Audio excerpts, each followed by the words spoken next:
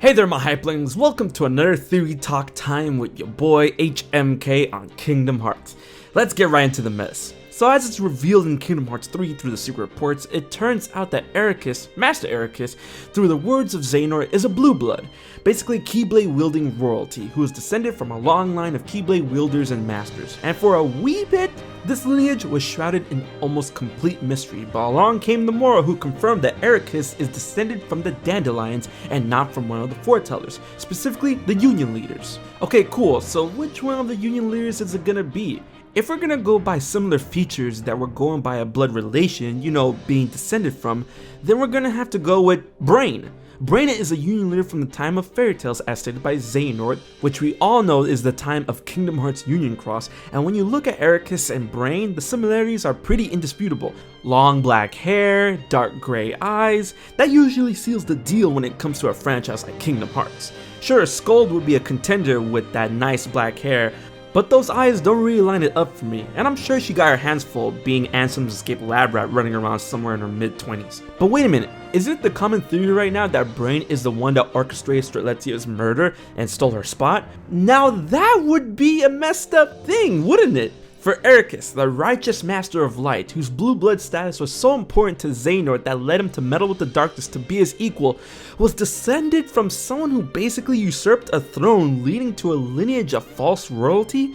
Who else but Kingdom Hearts, right? Well, I'm glad this point is brought up because it actually is a huge pillar for this theory. Because when you really think about it, it actually explains a lot about the characters of Eraqus and strengthens that good old great grandfather and great grandson bond. If Eraqus is actually descended from Brain, then that actually completely explains why Eraqus is so dogmatic on the light and avoiding another Keyblade war during his time. You know why? Because Brain is being the virus to avoid the same outcome after the first Keyblade war in Kingdom Hearts Union Cross. Brain said it himself in Kingdom Hearts Union Cross that the pre-established way that was left behind by the foretellers in order to avoid conflict after the advent of the Keyblade war wouldn't work in his mind, and that another Keyblade war would be inevitable if he didn't become the virus within the program set by the foretellers and disrupt that plan. It is in this regard that both Brain and Eraqus, of course if Brain is the true culprit behind the Strelitzia murder, were willing to kill people for the greater good of stopping another Keyblade war. Eraqus was willing to kill Ventus to stop him from producing the Keyblade, which would cause another Keyblade war, and Brain is speculated to be willing to kill Strelitzia in order to take her spot so he can enact a plan to avoid another Keyblade war. Why is this so important? Because when you add up those building blocks of life, you get the idea that Brain had an ideal, a strong ideal to avert disaster at any cost, an ideal that was so integrated into his blood, into his blue blood, so to speak, that he and those who would come after him, whether it be his family, followers, or perhaps Keyblade wielding students, will learn and latch on to that ideal and will be passed on and grow with each person, eventually being passed down to someone of their own blood. Let's say Eraqus?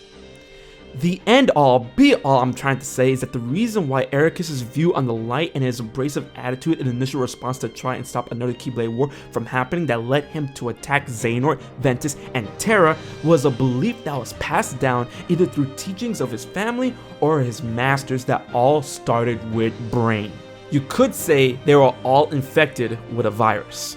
So if Eraqus is truly descended from Brain when taking into account the reports and the ultimatum connecting the dots that he is indeed descended from one of the Union leaders and he has physical similarities to Brain, it will also show his beliefs were that something that started long ago with his ancestor.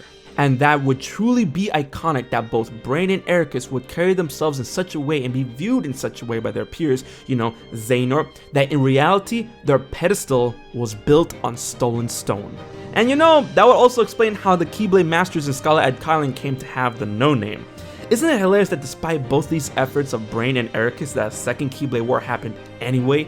Let me know what you think about this theory in the comment section below. I hope you guys enjoyed it. For more, be sure to like, share, favorite, and most importantly, subscribe to HMK. Until the next Kingdom Hearts theory or Kingdom Hearts 3 theory, I've been HMK, and I'll check you guys later. So you haven't subscribed to HMK yet? Don't piss Xemnas off.